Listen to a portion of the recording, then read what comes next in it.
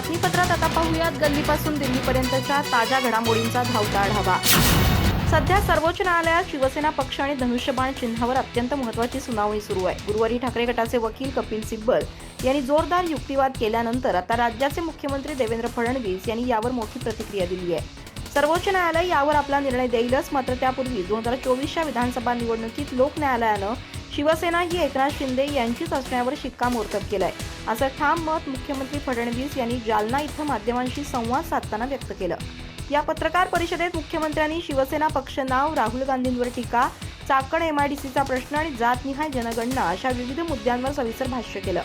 सर्वोच्च न्यायालयात सुरू असलेल्या सुनावणीच्या पार्श्वभूमीवर बोलताना मुख्यमंत्री फडणवीस म्हणाले, हे संपूर्ण प्रकरण सध्या सर्वोच्च न्यायालयाच्या विचाराधीन आहे आणि न्यायालय त्यावर योग्य तो निर्णय देईल। पण त्यापूर्वीच या राज्याच्या लोक न्यायालयानं 2024च्या विधानसभा निवडणुकीच्या माध्यमातून आपला निर्णय दिलाय।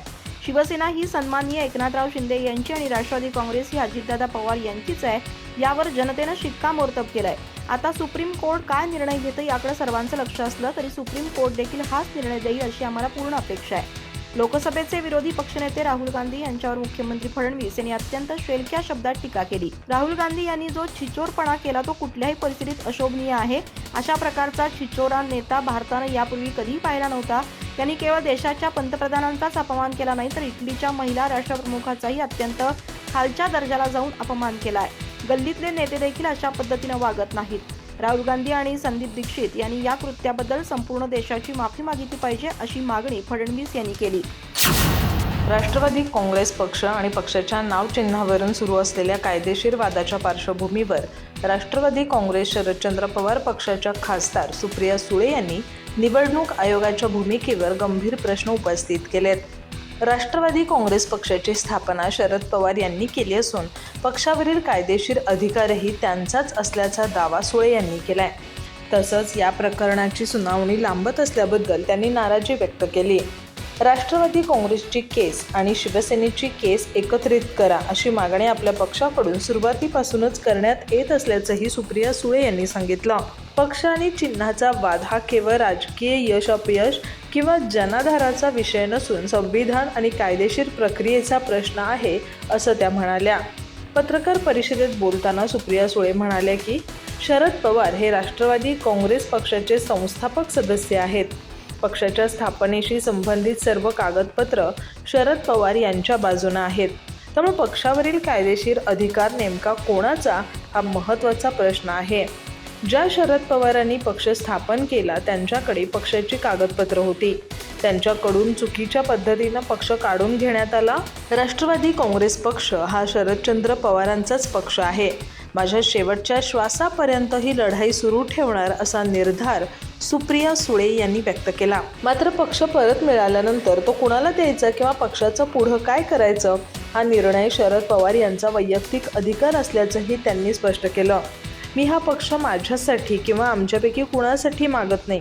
मी राष्ट्रवादी काँग्रेस पक्ष फक्त आणि फक्त शरद पवारांसाठी मागत आहे असं त्या म्हणाल्या।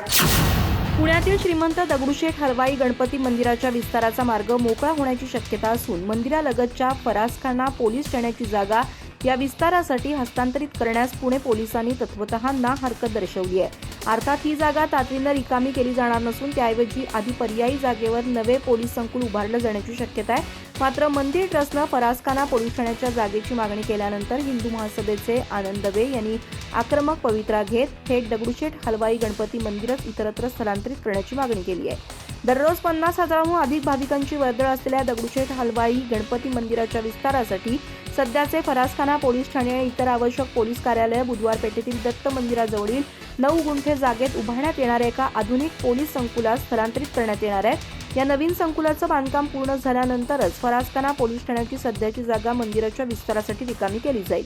मात्र मंदिराच्या या विस्तारीकरणाला हिंदू महासभेचे आनंद दवे यांनी तीव्र आक्षेप नोंदवला आहे। श्रीमंत दगडूशेठ हलवाई गणपतीच्या व्यवस्थापनाचं व्यवस्थापन पुढील 100 वर्ष करण्याची मागणी आनंद दवे यांनी केली आहे।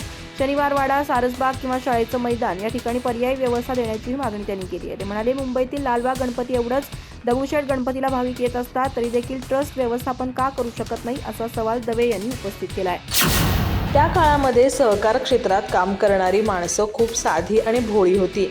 रमेश भाऊ 3 वेळा आमदार आणि सहकार क्षेत्रात चेअरमन झाले, त्यावेळी सगळेच भोळे होते। पण मी मात्र भोळा नाही. मी जर भोळा राहिलो असतो तर भाजपवाल्यांनी मला कधीच खाऊन टाकलं असतं, असा मिश्किल टोला शिंदे गटाचे नेते आणि जळगावचे पालकमंत्री गुलाबराव पाटील यांनी लगावलाय. जळगाव जिल्हा सहकारी दूध संघाचे संस्थापक अध्यक्ष दिवंगत JT महाजन यांच्या पूर्णाकृती पुतळ्याच्या अनावरण सोहळ्यात गुलाबराव पाटील बोलत होते. यावेळी त्यांनी सहकार क्षेत्रातील जुने नेते आणि सध्याची राजकीय परिस्थिती यावर आपल्या खास शैलीत भाष्य केलं. गुलाबराव पाटील यांनी हे वक्तव्य मंत्री गिरीश महाजन आणि भाजप आमदार मंगेश चव्हाण यांना उद्देशून केल्याची राजकीय वर्तुळात जोरदार चर्चा सुरू झाली आहे. या वक्तव्यामुळे कार्यक्रमात एकच हास्याची लाट पसरली होती. JT महाजन यांच्या आठवणींना उजाळा देताना पाटील म्हणाले, आम्ही लहान असताना JT महाजन यांना पाहायचो. त्यांचे राहणीमान अत्यंत साधे होते, अगदी एखाद्या सामान्य शेतकऱ्यासारखे. आज एका शेतकरी पुत्राच्या हस्ते एका शेतकऱ्याच्या पुतळ्याचा अनावरण होत आहे, याचा मला सार्थ अभिमान आहे. स्वतःच्या सहकार क्षेत्रातील प्रवेशाबाबत बोलताना ते म्हणाले, सुरुवातीला मी सहकार क्षेत्रात काम करणार नव्हतो, मात्र संजय पवार आणि चिमणराव पाटील यांच्या आग्रहामुळे मी या क्षेत्रात आलो. सहकारात काम करताना प्रत्येक गोष्टीचा खूप विचार करून सही करावी लागते. मी स्वतःसाठी कोणताही भत्ता घेत नाही. शेतकऱ्यांनी आपल्यावर जो विश्वास ठेवलाय तो आपण जपला पाहिजे. महाराष्ट्रातल्या राजकारणाला अजातशत्रू, फरडा वक्ता अशी ओळख असणारे राजबिंडे व्यक्तिमत्व म्हणजे माजी मुख्यमंत्री दिवंगत विलासराव देशमुख. त्यांचा आज स्मृतिदिन. विलासराव देशमुख यांचा मुलगा आणि अभिनेता रितेश देशमुख यांना अतिशय भावुक होत आपल्या बाबांच्या आठवणी जागवल्यात.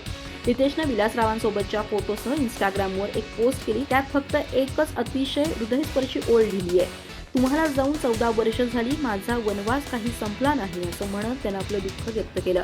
महाराष्ट्र राज्याचे माजी मुख्यमंत्री, माजी केंद्रीय मंत्री तथा विकासाचे दूरदर्शी नेतृत्व आदरणीय विलासराव देशमुख साहेब यांच्या 14व्या स्मृतिदिनानिमित्त आज बाभळगाव येथील विलासबागेतील स्मृतीस्थळी देशमुख कुटुंबीय, मान्यवर नेते, अधिकारी आणि जनसागराच्या उपस्थितीत त्यांच्या पवित्र स्मृतींना विनम्र आदरांजली अर्पण केली.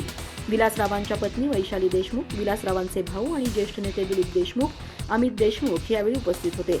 लातूर जिल्ह्यासह संपूर्ण महाराष्ट्रातून शेती, सहकार, उद्योग, शिक्षण, सांस्कृतिक, प्रशासकीय, राजकीय आणि सामाजिक अशा विविध क्षेत्रातील हजारो स्नेहीजन यावेळी उपस्थित होते.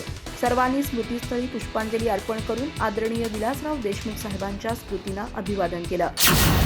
ज्या ज्या लोकांनी आवाज उठवला त्यांना काही लोकांनी फोन करत तुम्ही आवाज का उठवत आहात, तुम्हाला अडचण येऊ शकते, धंद्याला अडचणी येऊ शकतात, काही लोकांना धमक्या दिल्या गेल्याचं कळतं आहे, असा आरोप आमदार रोहित पवार यांनी केला आहे.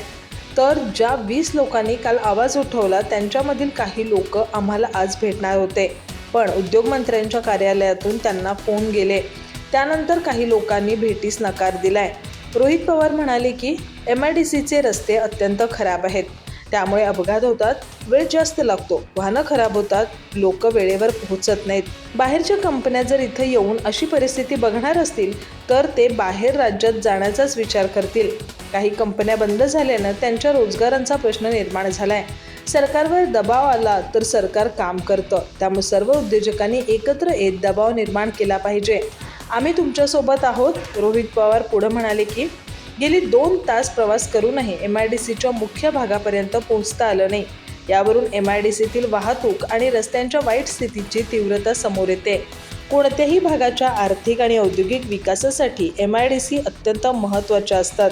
मात्र अशा भीषण परिस्थितीमुळे उद्योजक आणि नागरिकांना सतत मनस्ताप सहन करावा लागतोय.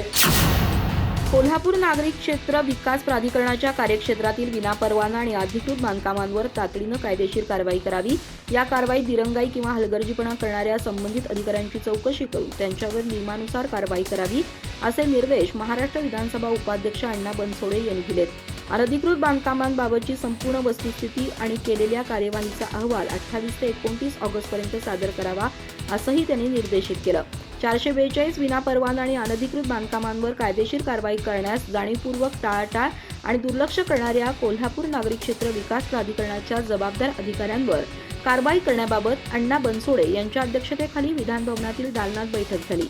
यावेळी कोल्हापूर जिल्हाधिकारी तसंच कोल्हापूर नागरिक क्षेत्र विकास प्राधिकरण संबंधित अधिकारी उपस्थित होते. कोल्हापूर नागरिक क्षेत्र विकास प्राधिकरणाच्या कार्यक्षेत्रातील वळिवडे, उचगाव, गांधीनगर, चिंचवाड आणि मुडशिंगी या गावांमधील विनापरवाना बांधकामांबाबत प्राप्त तक्रारींची बैठकीत सविस्तर माहिती घेण्यात आली. संबंधित बांधकामांना यापूर्वी बजावलेल्या नोटिसा, केलेले पंचनामे, दाखल केलेले गुन्हे तसंच न्यायालयीन प्रकरणांची सद्यस्थिती याबाबतचा आढावा घेण्यात आला. अनधिकृत बांधकामांवर केवळ नोटिसा बजावून किंवा जुजबी कारवाई करून प्रकरणं प्रलंबित ठेवू नयेत. संबंधित प्रकरणांमध्ये नियमानुसार पुढील कठोर कायदेशीर कार्यवाही तातडीनं करावी असे निर्देश अण्णा बनसोडे यांनी दिले. कारवाईस विलंब करणाऱ्या अधिकारी आणि कर्मचाऱ्यांची जबाबदारी निश्चित करून आवश्यक ती चौकशी करावी असंही त्यांनी स्पष्ट केलं. महसूल मंत्री चंद्रशेखर बावनकुळे यांनी नुकतीच माध्यमांशी बोलताना आपली कौटुंबिक पार्श्वभूमी सांगत अत्यंत भावूक प्रतिक्रिया दिली आहे. बावनकुळेंच्या या भावूक व्हिडिओवर आता मराठा आंदोलक मनोज जरांगे पाटील यांनी आपली सविस्तर प्रतिक्रिया दिली आहे. तुम्ही आईचे नाव घेतले, त्यामुळे तुम्हाला मी पहिल्यांदा माफ करून सोडून देतो. इथून पुढे मी तुमच्यावर व्यंग करणार नाही असं जरांगे यांनी म्हटलंय.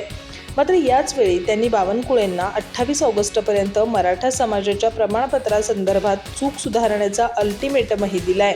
पत्रकारांशी संवाद साधताना मनोज जरांगे पाटील म्हणाले, मला पत्रकारांनी सांगितलं की चंद्रशेखर बावनकुळे माध्यमांसमोर बोलताना भावूक झाले आणि त्यांच्या डोळ्यात पाणी आलं. रात्री मी त्यांचा तो व्हिडिओ पाहिला. त्यांनी त्यात त्यांच्या आईचा उल्लेख केलाय. तसंच आपण मराठ्यांच्या विरोधात नसल्याचंही त्यांनी स्पष्ट केलं. मी माझ्या मराठा समाजावर खूप प्रेम करतो. मराठा समाजाच्या विरोधात जर कुणी मराठा आला तरी मी त्याला सोडत नाही. मग दुसरा कुणी आला तर त्याला सोडण्याचा प्रश्नच येत नाही. पण तुम्ही व्हिडिओत आईचं नाव घेतलं आणि तुम्ही व्यथित झालात. हे पाहून मलाही वाईट वाटलं. आम्ही मराठे आहोत. आम्ही एकदा दोनदा माफ करून सोडून देतो. त्यामुळे मी तुम्हाला यावेळी माफ करतो आणि इथून पुढे तुमच्यावर कोणतंही व्यंग करणार नाही. बावनकुळेंना माफ करत असतानाच जरांगे पाटलांनी त्यांच्यावर राजकीय निशाणाही साधला. ते म्हणाले, तुम्ही इतके रडकुंडीला आलात कारण तुम्ही मराठ्यांच्या नादी लागलात. मला तुमच्याबद्दल इतकं बोलण्याची गरज नव्हती, पण तुम्ही मोठी चूक केलीत. परळीच्या टोळीच्या नादी लागून आणि त्यांचं ऐकून तुम्ही मराठ्यांच्या लेकरांचे वाटोळे केले. म्हणूनच तुमच्यावर आज ही रडकुंडीची वेळ आली आहे. त्यामुळे इथून पुढे तरी तुम्ही त्यांचं ऐकणं बंद करा. अधिक माहिती आणि ताज्या घडामोडींसाठी आजच आमचे चॅनल सबस्क्राईब करा.